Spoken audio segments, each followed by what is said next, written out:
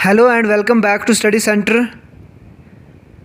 आज का ये वीडियो बहुत ज़्यादा इम्पॉर्टेंट रहने वाला है उन सभी कैंडिडेट्स के लिए जो जेके एसएसबी के किसी न किसी एग्ज़ाम के लिए प्रिपेयर कर रहे हैं, स्पेशली जो फाइनेंस अकाउंट असिस्टेंट के एग्ज़ाम के लिए, वीएलडब्ल्यू के एग्ज़ाम के लिए, या जो आने वाली जेकेपीएसआई की पोस्ट हैं उनके लिए, पटवारी के लिए, इन सभी पोस्ट के लिए अगर आप प्रिपेयर कर रहे हो तो ये वीडियो आपके लिए बहुत ज़्यादा हेल्पफुल रहने वाला है। इसमें हम मैराथन सेशन करेंगे in the form of MCQ. आपको GK with special reference to Jammu and Kashmir से भी क्वेश्चंस देखने को मिलेंगे, स्टैटिस्टिक्स से क्वेश्चन देखने को मिलेंगे, इकोनॉमिक्स से क्वेश्चंस देखने को मिलेंगे, रीजनिंग से क्वेश्चंस देखने को मिलेंगे, मैथ से क्वेश्चंस देखने को मिलेंगे। तो अलग अलग कंपोनेंट्स जो भी जेके एसबी के फाइनेंस अकाउंट असिस्टेंट, वीएलडब्ल्यू, पटवारी वगैरह के सिलेबस में उन सभी कंपोनेंट्स से आपको जो है वो एमसीक्यू देखने को मिलेंगे। इसके अलावा एमसीक्यू के जो ऑप्शंस होंगे वो भी हम बहुत ज़्यादा डिटेल में डिस्कस करेंगे। इसके अलावा हमने इसी यूट्यूब चैनल पे एमसीक्यू की अलग अलग सीरीज़ स्टार्ट कर रखी है, वो भी आप ज़रूर एक बार जाके प्लेलिस्ट में जाके देख लीजिएगा। तो बिना टाइम वेस्ट करते हुए स्टार्ट करते आज का सेशन। आज का पहला और मोस्ट इंपॉर्टेंट जो क्वेश्चन है वो इकोनॉमिक्स से लिया गया है, क्योंकि ये दोनों एग्ज़ाम्स में है, चाहे आप फाइनेंस अकाउंट असिस्टेंट का ले लीजिए या बाकी जो भी एग्ज़ाम है वहाँ पे पूछा जाता है। पहला क्वेश्चन है, eight which rate reserve bank of India borrows money from commercial banks. ठीक है, बोला गया है कि जो आरबीआई है, इंडिया का जो सेंट्रल बैंक है, रिजर्व बैंक ऑफ इंडिया, जब वो बारो करता है मनी कमर्शियल बैंक से, किससे? कमर्शियल बैंक से। कमर्शियल बैंक्स कौन से हो गए? जैसे एचडीएफसी बैंक हो गया, आईसीआईसीआई बैंक हो गया, ये सारे कौन से बैंक से? कमर्शियल बैंक्स है। जब इनसे लोन लेता है, इनसे पैसे बारो करता है, तो वो कौन सा रेट होता है? क्या वो बैंक रेट होता है, क्या रेपो रेट होता है, क्या रिजर्व रेपो रेट होता है, या स्टैट्यूटरी लिक्विडिटी रेशियो होता है? तो इन सभी को हम बारी बारी पहले डिस्कस कर लेंगे, उसके बाद हम आंसर इस क्वेश्चन का करेंगे। सबसे पहले बैंक रेट।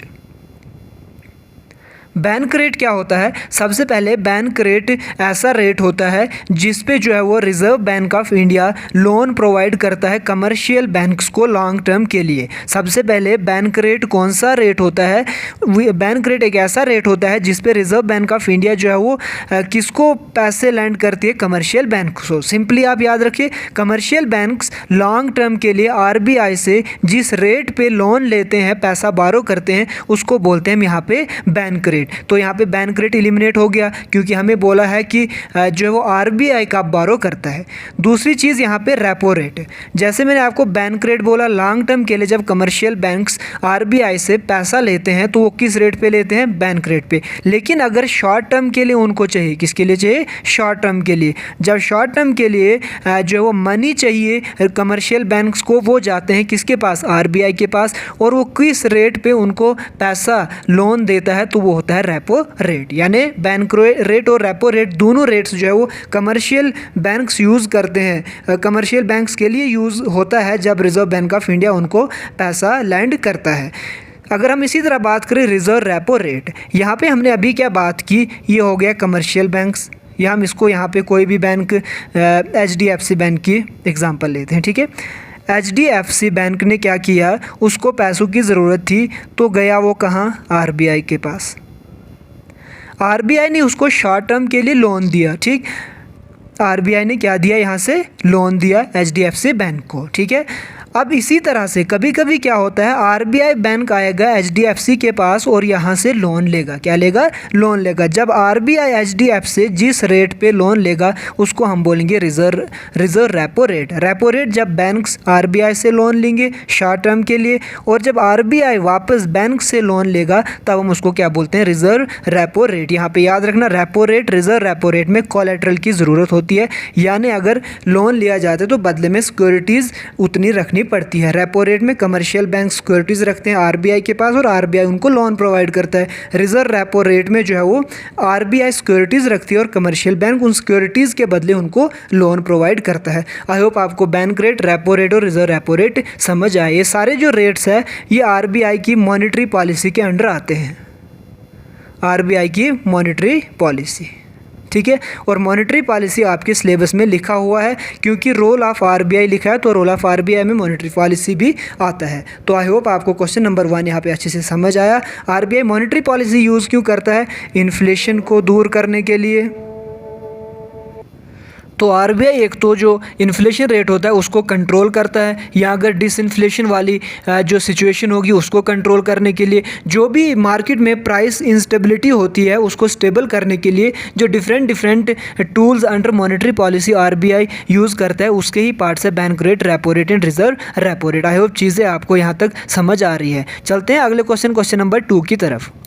क्वेश्चन नंबर 2 है यहाँ पे जो political and physical division of India and world है जो सिलेबस में लिखा हुआ है वहाँ से लिया गया है।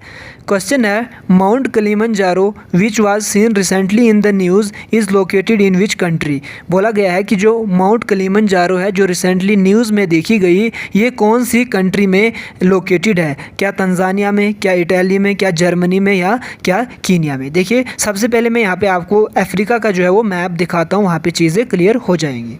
ये रहा यहाँ पे अफ्रीका का मैप, ठीक है, ये इस तरह से। सबसे ऊपर आप इस एरिया में जाओगे, यहाँ पे आपको एटलस माउंटेन दिखेगी। कौन सी माउंटेन दिखेगी? एटलस माउंटेन दिखेगी, जो मोरक्को, अल्जीरिया, लीबिया, ये वाला जो एरिया है स्पेशली जो मोरक्को, अल्जीरिया, ट्यूनीशिया वाला एरिया है वहाँ पे फैली है कौन सी माउंटेन? वहाँ पे है एटलस माउंटेन। फिर इसके साउथ में अगर हम यहाँ पे आ जाए, यहाँ पे आहगर माउंटेन देखने को मिलती है। आहगर माउंटेन से भी नीचे अगर हम आए तो तिबिस्ती माउंटेन यहाँ पे देखने को मिलती है। इसी तरह से अगर हम यहाँ पे इथोपिया में आ जाए तो यहाँ पे हमें इथोपियन हाईलैंड्स देखने को मिलते हैं। वहाँ से ही हम साउथ वर्ड जब कीनिया में आते हैं तो यहाँ पे हमें एक इम्पॉर्टेंट माउंटेन जो वो माउंट कीनिया देखने को मिलती है। माउंट कीनिया के भी साउथ में हम आएंगे, जो कीनिया के नीचे कौन सी कंट्री है? तंजानिया में। तंजानिया में जब हम पहुँचते तो वहाँ पे भी एक इंपॉर्टेंट माउंटेन है जिसका नाम है कलिमंजारो। तो यहाँ पे हमने क्या देखा कि जो तंजानिया कंट्री है वहाँ पे लोकेटेड है कलिमंजारो माउंटेन। इसके नॉर्थ में जब हम आते हैं यहाँ पे कीनिया में जो माउंट कीनिया देखने को हमें मिलती है। तो इस पर्टिकुलर क्वेश्चन का आप राइट आंसर करेंगे यहाँ पे हम, ये है यहाँ पे देखिए तंजानिया पहला ही हो जाएगा इसका राइट आंसर। इटाली तो यूरोपियन कंट्री, अफ्रीका में ये है ही नहीं। जर्मनी अगर हम, ये भी यूरोपियन कंट्री है। और कीनिया यहाँ पे आ गई। तंजानिया के बारे में अगर मैं और थोड़ी चीज़ें यहाँ पे डिस्कस करूँ, तंजानिया, कीनिया एंड युगांडा, ये 3 जो कंट्रीज़ है इनकी बॉर्डर पे एक बहुत ही इम्पॉर्टेंट लेक पाई जाती है जो कि है लेक विक्टोरिया। ये लेक विक्टोरिया और लेक तना, ये 2 लेक्स जो अफ्रीका में है इनसे निकलती है वाइट नाइल और ब्लू नाइल। ये जो वाइट नाइल और ब्लू नाइल है ये जब नॉर्थ वर्ड जाती है, ऊपर जो सूडान की कैपिटल खरतूम है वहाँ पे ये दोनों मिलती है। कौन कौन? वाइट नाइल कहाँ से निकलती है? लेक विक्टोरिया से। और ब्लू नाइल कहाँ से निकलती है? लेक ताना से। ये दोनों जो स्ट्रीम्स है ये ऊपर जाके सूडान में मिलती है। खरतूम, जो सूडान की कैपिटल खरतूम है वहाँ पे मिलती है। वहाँ से ऊपर जो इम्पॉर्टेंट और longest river of the world है वो बनता है नाइल। फिर वो नाइल वहाँ से ऊपर जाता है और इजिप्ट से होते हुए चले जाता है कहाँ? मेडिटेरेनियन सी में। तो ये इंपॉर्टेंट चीज़ें जो क्वेश्चंस के साथ साथ मैं आपके साथ बोलता हूँ ये भी आप ज़रूर याद करिए, इनसे चीज़ें आपको रिवाइज हो जाएंगी। चलिए अगला क्वेश्चन हो गया GK with special reference to Jammu and Kashmir.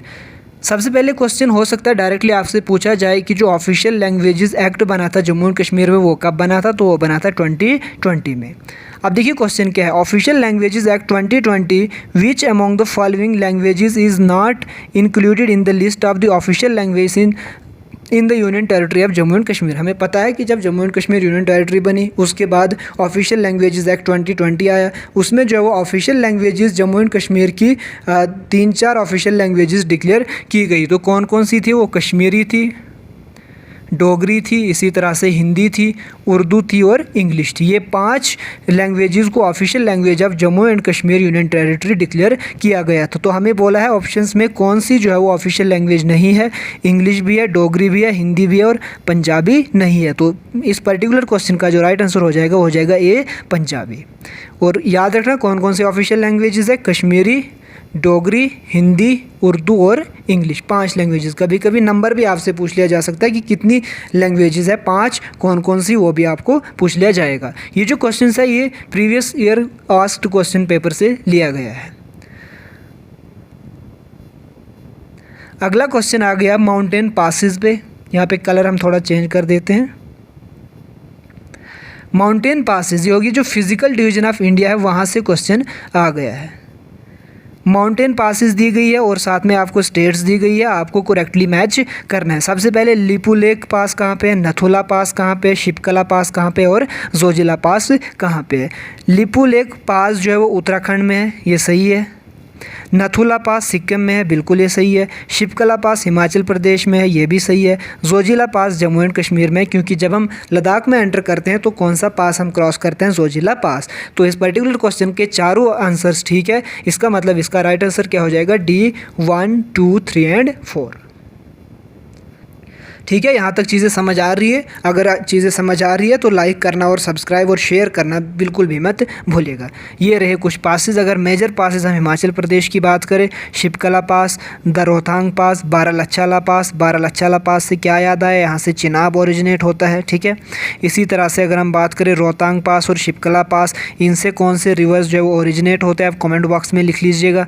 इसी तरह से बात करें मेजर पासेस जो उत्तराखंड के हैं, माना पास, नीति पास, लिपुलेख पास, त्रेयल्स पास, मंगेशाधुरा पास एंड मोलिंग पास। ये इस तरह से सारे पासेस आपको याद करने, क्योंकि माउंटेन पासेस से हमने हर एग्जाम में कोई ना कोई क्वेश्चन देखा है और इस बार तो सिलेबस में भी लिखा है political and physical division of India. अगला क्वेश्चन है यहाँ पे, ये भी हो गया। एक क्वेश्चन इंपॉर्टेंट क्वेश्चन रीजनिंग से यहाँ पे आ गया है। तो study the diagram carefully and answer the question. Here in this diagram the triangle represents doctor. Triangle जो है वो डॉक्टर को रिप्रेजेंट करती है। इसी तरह से सर्कल रिप्रेजेंट करता है प्लेयर्स को, सर्कल प्लेयर्स को। ट्रायंगल किसको रिप्रेजेंट करती है, डॉक्टर्स को। सर्कल किसको रिप्रेजेंट करता है, प्लेयर्स को। द रेक्टेंगल रिप्रेजेंट्स, जो रेक्टेंगल है वो रिप्रेजेंट करती है आर्टिस्ट को। ठीक है, अब देखिए इस बेसिस पे हमें क्वेश्चन करना है। बोलता है क्वेश्चन क्या है, which number space in the diagram represent doctors who are not artist. क्या बोला है question, which number space in the diagram represents doctors who are also artist. यानी एक ऐसा नंबर हमें देखना है जो रिप्रेजेंट करे डॉक्टर्स और आर्टिस्ट ओनली, यानी डॉक्टर्स और आर्टिस्ट दोनों की फिगर में वो होना चाहिए। तो डॉक्टर का फिगर कौन सा है, ट्रायंगल। ठीक है, और इसी तरह से जो आर्टिस्ट का फिगर है वो कौन सा है, आर्टिस्ट का है रेक्टेंगल। यानी जो रेक्टेंगल और सर्कल में होगा, किस में होगा, रेक्टेंगल और सर्कल में होगा। ठीक है, क्या क्या पूछा गया, क्वेश्चन को दोबारा से पढ़ लेते हैं। डॉक्टर्स और क्या बोला है, आर्टिस्ट। ठीक है, तो डॉक्टर्स का क्या आया था, डॉक्टर्स का यहाँ पे ट्रायंगल बोला गया है और आर्टिस्ट का क्या बोला गया है, आर्टिस्ट का रेक्टेंगल। ठीक है, यानी वो वाला नंबर हमें स्पेसिफाई करना है जो ट्रायंगल और रेक्टेंगल में ही आएगा, क्योंकि ओनली बोला है डॉक्टर और आर्टिस्ट को ही वो रिप्रेजेंट करेगा और किसी को नहीं करेगा। तो अगर हम सबसे पहले 3 की बात करें, ये ट्रायंगल में नहीं है। ठीक है, हमें ट्रायंगल और रेक्टेंगल दोनों में होना चाहिए। 5 की बात करें, ये सर्कल में भी है, तो इसमें सर्कल वाले भी आ जाएंगे और सर्कल का रिप्रेजेंट करता है, सर्कल जो है वो रिप्रेजेंट करता है यहाँ पे प्लेयर्स को, तो ये भी नहीं लेंगे। तो यहाँ पे आपको 2 दिख रहा है ना, 2 ट्रायंगल में भी आता है। ट्रायंगल से क्या रिप्रेजेंट हो जाता है, यहाँ पे ट्रायंगल जो है वो रिप्रेजेंट करती है किनको, डॉक्टर्स को। इसी तरह आर्टिस्ट भी आ जाते हैं इसमें, क्योंकि रेक्टेंगल रिप्रेजेंट करता है किसको, डॉक्टर्स को। ठीक है, तो ये इस तरह से क्वेश्चन नंबर, इस पर्टिकुलर क्वेश्चन का जो राइट आंसर हो जाएगा B2 ओनली। ठीक है, चलिए अगले क्वेश्चन की तरफ। अगला क्वेश्चन है फिर से स्टैटिस्टिक्स से लिया गया है ये। ठीक है, तो इसी तरह बने रहिए। मैंने आपको बोला हर एक पोर्शन से, हर एक कंपोनेंट से आपको क्वेश्चंस यहाँ पे देखने को मिलेंगे। क्वेश्चन नंबर 2 है, who releases the figures of the wholesale price index. हम इन्फ्लेशन में कंज्यूमर प्राइस इंडेक्स पढ़ते हैं, होलसेल प्राइस इंडेक्स पढ़ते हैं। ठीक है, तो यहाँ पे ये चीज़ें पूछी गई है कि जो होलसेल प्राइस इंडेक्स है उसको कौन रिलीज़ करता है। क्या ministry of commerce and industry, ministry of finance, ministry of home affairs, ministry of statistics and programme implementation. तो इस पर्टिकुलर क्वेश्चन का राइट आंसर हो जाएगा ministry of commerce and industry. ठीक है, होलसेल प्राइस इंडेक्स की जो फिगर्स है वो कौन रिलीज़ करता है, ministry of commerce and industry. इसमें जो है वो कुछ कमोडिटीज़ को बेस ईयर के साथ जो वो तुलना की जाती है, फिर उस बेसिस पे डिसाइड किया जाता है कि कितनी इन्फ्लेशन है। पहले जो है वो इन्फ्लेशन होलसेल प्राइस इंडेक्स के बेसिस पे ही जो हेड काउंट इन्फ्लेशन है उसको काउंट किया जाता था इंडिया में, लेकिन प्रेजेंटली जो है वो कंज्यूमर प्राइस इंडेक्स के बेसिस पे हेड काउंट इन्फ्लेशन जो है वो यहाँ पे मेजर की जाती है इंडिया में, और कंज्यूमर प्राइस इंडेक्स जो है वो मॉस्पी मंत्रालय के अंदर आता है।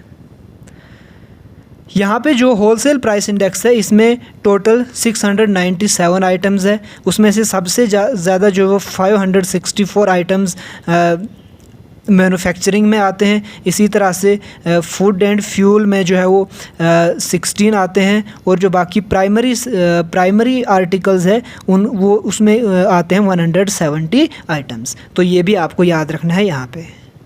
अगला question, what is the base year of consumer price index. जो कंज्यूमर प्राइस इंडेक्स है उसका बेस ईयर क्या है, उसका बेस ईयर है 2012। और अगर होलसेल प्राइस इंडेक्स का बेस ईयर पूछ लिया जाए तो होलसेल प्राइस इंडेक्स का जो बेस ईयर है वो है 2011 एंड 12। ठीक है, बेस ईयर का क्या मतलब होता है। देखिए, अगर ये कंज्यूमर प्राइस इंडेक्स है इसको हम किस तरह से यूज़ करेंगे इन्फ्लेशन के लिए।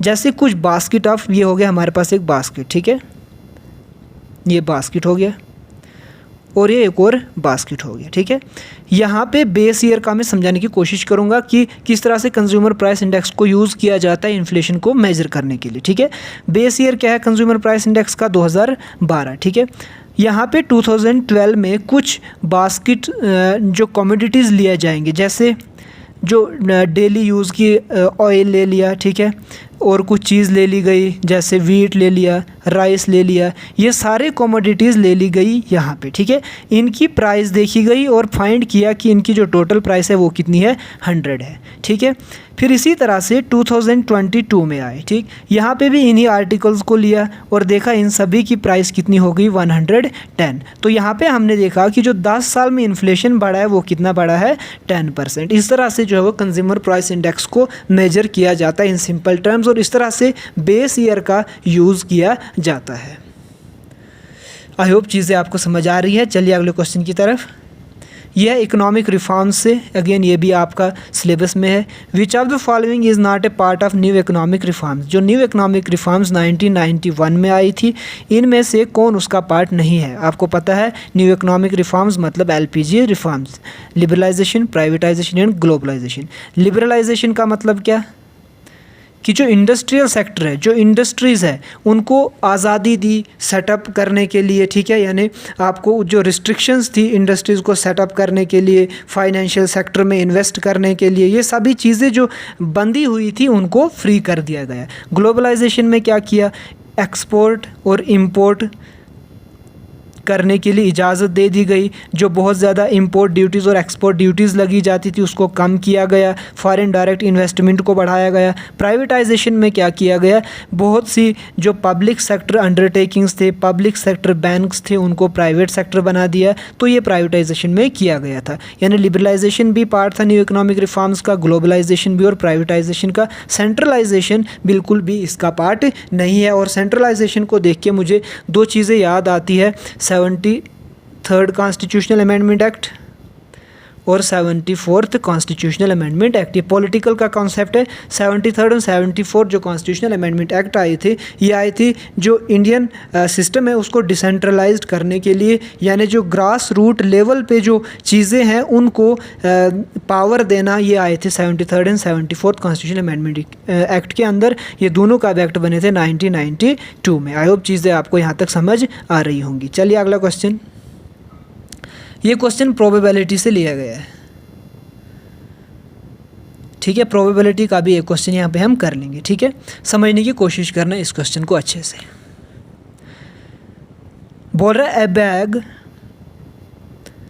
ए बैग कंटेन्स 5 ब्लू बाल्स। ठीक है, 5 क्या है, ब्लू बाल्स है। ठीक, 7 रेड, 7 क्या है, रेड है। ठीक है, if 2 balls are drawn random. ठीक है, देखो क्वेश्चन को समझने की कोशिश करते हैं। यहाँ पे बोला है एक बैग है उसमें 5 ब्लू बाल्स है। कितने बाल्स है, ब्लू 5। ठीक है, एंड 7 रेड बाल्स है आराम से समझना क्वेश्चन। एक बैग है, उसमें 5 ब्लू बाल्स है और 7 रेड बाल्स है, ठीक।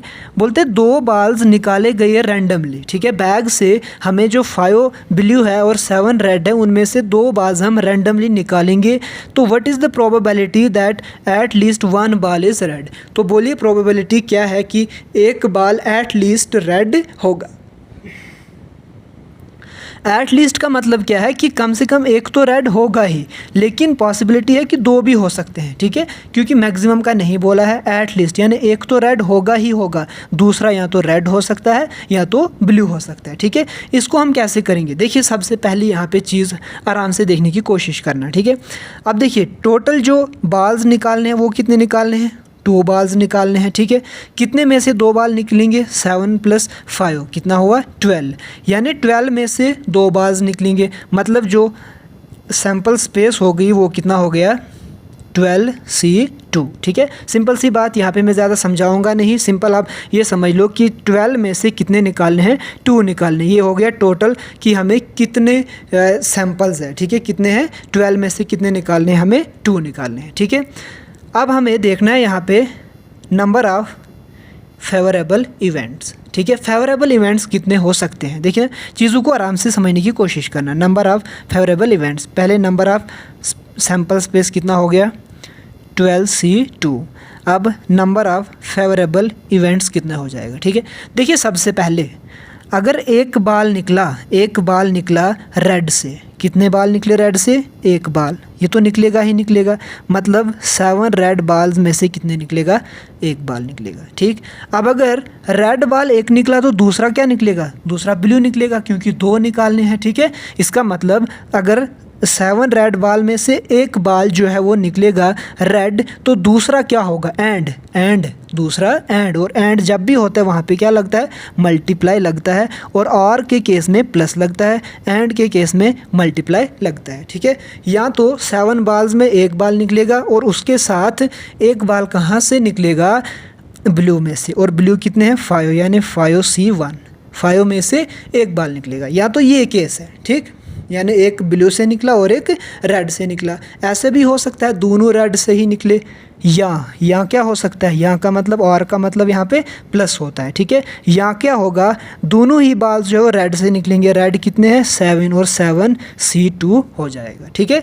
देखिए दोनों कभी भी ब्लू से नहीं निकल सकते, क्यों नहीं निकल सकते, क्योंकि एट लीस्ट 1 रेड से निकलना चाहिए, ठीक है। इसीलिए हमने बोला या तो निकलेगा एक बाल रेड से और उसके साथ 1 बाल ब्लू से, हो गए 2। अगर ये पॉसिबिलिटी नहीं बनी, ये वाली, तो दूसरी पॉसिबिलिटी बनेगी, यानी दोनों जो बाल्स है वो निकलेंगे रेड से, ठीक है। ये हो गई हमारे पास नंबर ऑफ़ जो है वो फेवरेबल इवेंट्स और नंबर ऑफ़ सैंपल स्पेस, ठीक है।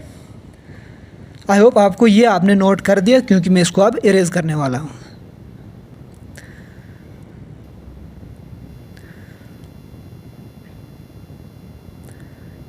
यहाँ तक अगर चीज़ें क्लियर हुई तो एक बार लाइक कर दीजिएगा। अब देखिए नीचे करेंगे इसको हम थोड़ा और सॉल्व। देखिए यहाँ पे क्या है 7C1, 7C1 का मतलब हो गया 7 मल्टीप्लाई 5C1 का मतलब क्या होगा 5 ही, क्योंकि 5 को घटते जो 5C मतलब C1 का मतलब एक ही हो गया, अगर 2 होता तो हम उसको घटते हुए क्रम में 2 बार लिखते। ये क्या है 7C2, इसका क्या हो जाएगा, ये बीच में प्लस है, प्लस 7 × 6, ठीक है, क्योंकि 2 बार है, तो अगर 2 बार होगा C2 तो हमें 2 बार करना होता है, और C2 जितना होता है उतने फैक्टोरियल हम उसको डिवाइड कर देते हैं 2 फैक्टोरियल। 2 फैक्टोरियल का मतलब 2 ही होता है, क्योंकि 2 1s 2 ही होगा, ठीक है। तो यहाँ पे इसको हम काट सकते हैं, 2 1s 2, 2 1s 2, 3 2s 6, यानी यहाँ पे हमें ऊपर बचा 7 × 3, कितना बचा 7 × 3। स्पेस कम है इसीलिए मैं ये एडजस्ट कर रहा हूँ, यहाँ पे 7 × कितना बचा 3, ठीक है। और डिवाइड में कितना है, क्योंकि हमें जो प्रोबेबिलिटी होती है वो होती है number of favourable events divided by number of sample space, और सैंपल स्पेस कितने हमारे पास 12C2, ठीक है। तो यहाँ तक आई होप आपको चीज़ें समझ आई। अब मैं इरेज करूँगा खाली में, यहाँ से आगे अब आपको क्वेश्चन कराऊँगा, ठीक है। यहाँ पे क्या आया था हमारे पास 7 × 5 प्लस 7 इंटू 6 डिवाइडेड बाय 2 आया था, ठीक। फिर इसके डिवाइड में क्या आया था, 12 फैक्टोरियल था, तो उसको हम 12 मल्टीप्लाई 11 लिख सकते हैं, ठीक है। और 12C2 था, इसीलिए डिवाइड में फैक्टोरियल 2, ठीक है। फैक्टोरियल 2 का मतलब 2 ही होता है, इसलिए हम इसको डायरेक्टली 2 ही लिखेंगे, ठीक। अब देखिए यहाँ पे हम इसको कट कर सकते हैं, 2 को 6 के साथ, ये हमने ऊपर भी किया था, यहाँ पे 3 आ गया, ठीक है। 2 को यहाँ से करेंगे, ये यहाँ पे 6 बचेगा, कितना बचेगा, 6 बचेगा, ठीक है। तो यहाँ पे मैं करने की कोशिश करूँगा, ऊपर कितना बच जाएगा, देखो 7 5 35, ठीक है, 35 प्लस 7 3 21, और अगर हम नीचे यहाँ पे आ जाए 11 6 कितना हो जाएगा, 66, ठीक है। यानी कितना हो गया, बाकी मैं यहाँ पे इरेज कर देता हूँ।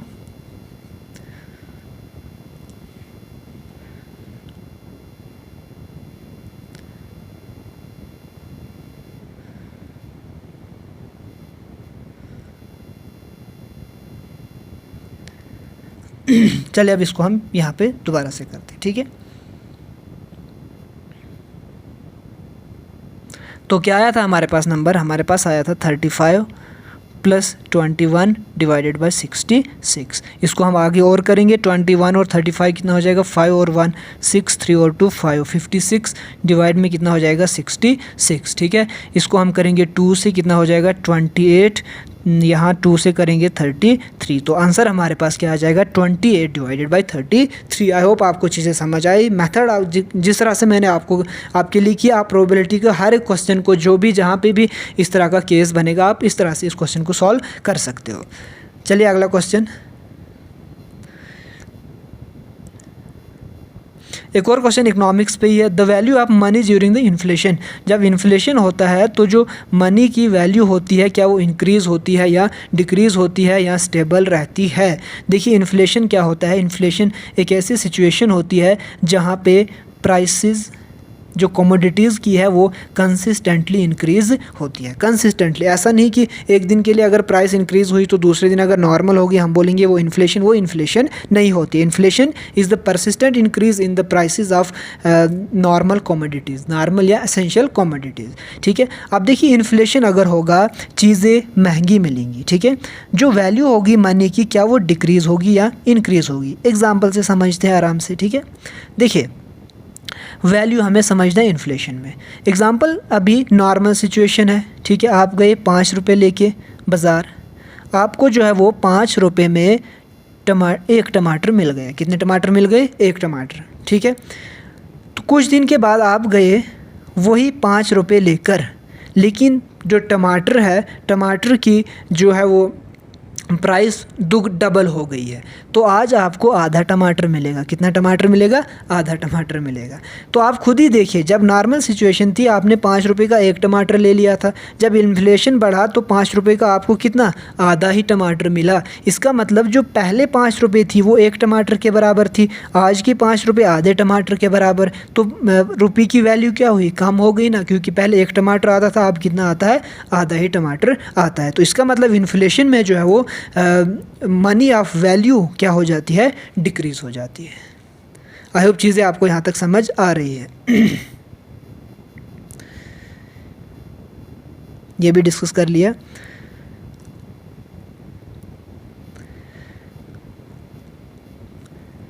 इसी तरह से एक और इम्पॉर्टेंट जो नेशनल पार्क है वहाँ से क्वेश्चन लिया गया है। Jim Corbett national park which was seen in news recently is located in which state, वो उत्तराखंड में है। अगला क्वेश्चन ये डिस्कस कर लिया, ये भी डिस्कस हो गया।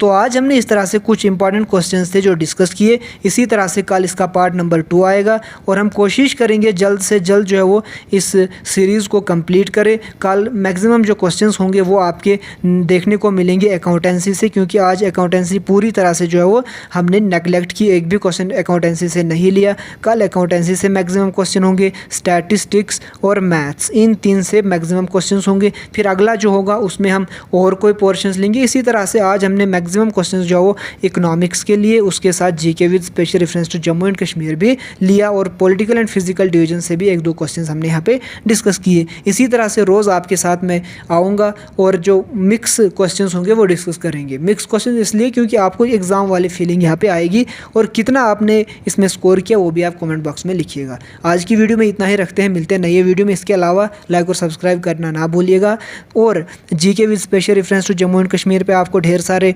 200-300 MCQ आपको इसी यूट्यूब चैनल पे इसी हिसाब से इसी वे में एक्सप्लेन करके मिल जाएंगे। इसी तरह से स्टैटिस्टिक्स पे मिलेगा आपको, इकोनॉमिक्स पे मिलेगा, physical and political division of India पे मैंने परसों ही वीडियो डाला है, वो भी आप ज़रूर देखिएगा। तो आज की वीडियो में इतना ही रखते हैं, मिलते हैं नई वीडियो में। तब तक के लिए अपना ख्याल रखिएगा। Thank you so much.